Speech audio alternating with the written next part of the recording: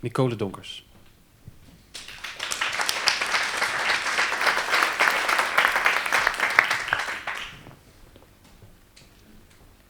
I wasn't going to trip on this, so. Born in the Netherlands with southern Dutch blood running through my veins, I grew up in this huge city. It was humid and warm and hot.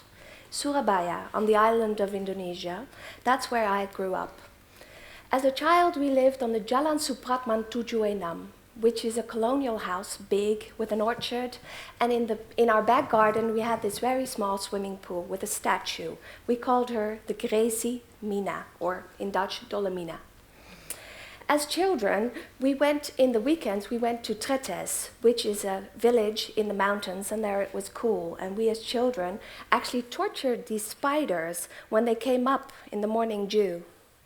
And at night when we went to bed, we listened, and the last thing that we heard was the toke. It called its own name, toke, and that's when we fell asleep.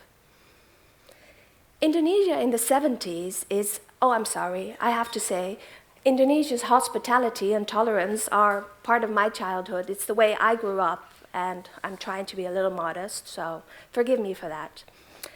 But Indonesia in the 70s was also a herd. It was also a place where there were a lot of various sentiments in religion, and there were conflicting ideas, and they were all under the surface. But me, I was much too young. I wasn't even aware of it. When I was an adolescent, we lived on the Hachi Wachi Wudin Mandani, or for short, it was called Darul Aman, and the house number was 37. It was in the midst of military Karachi, Pakistan.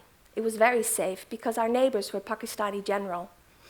And I went to the Karachi American school there, and we played baseball and cricket, and I had swim meets in India, and I had the art club.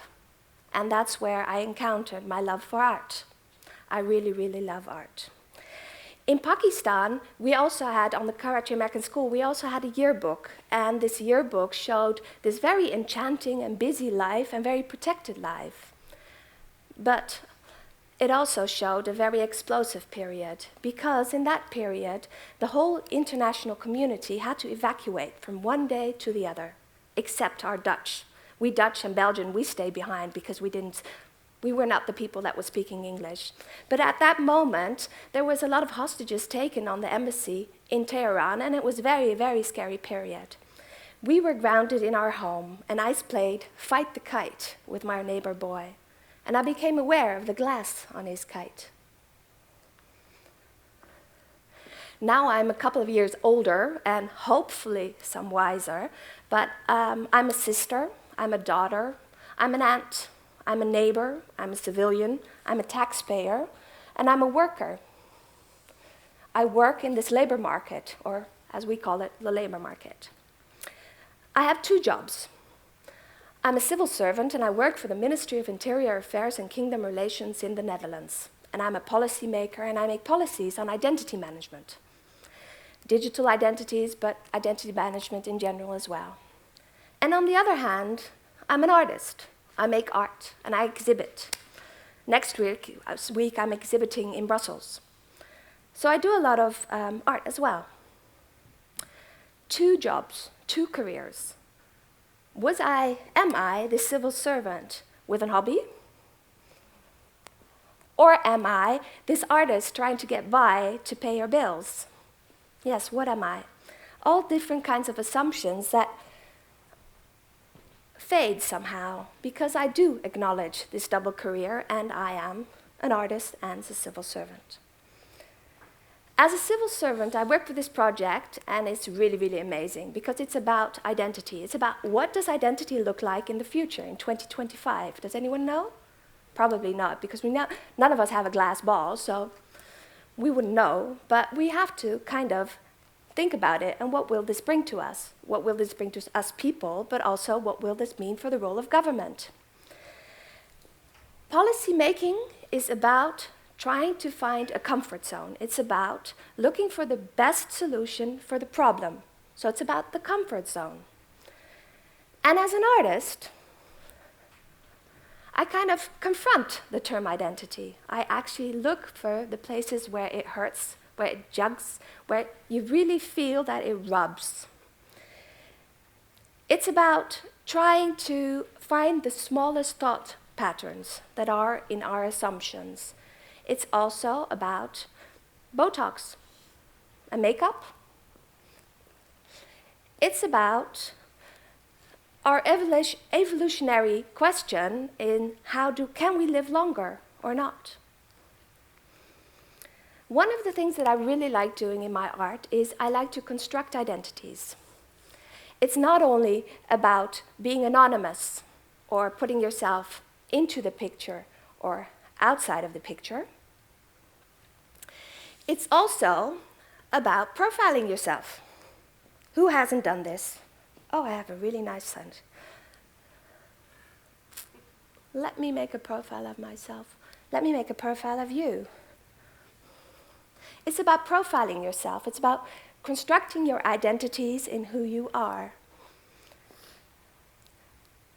It's also about showing the face behind the mask. I want to tell you about an art project that I've done. It really was an art project, so you can think further, but it was an art project. In 2011, I constructed 6 Facebook accounts. I was 6 people. My question was, can I vary myself and can I be all these displayed identities at once?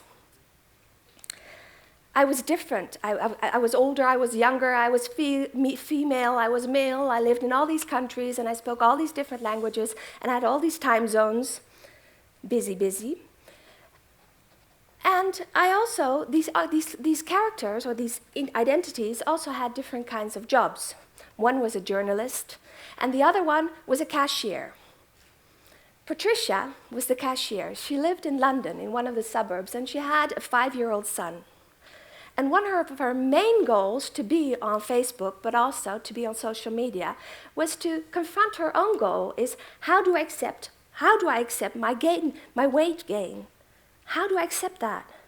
She openly looked for support, for mental support, and she also looked for all kinds of methods on how to do this. And then there was Louisa. Louisa was a student. She lived in Belgium, in Ghent, and she was looking for love.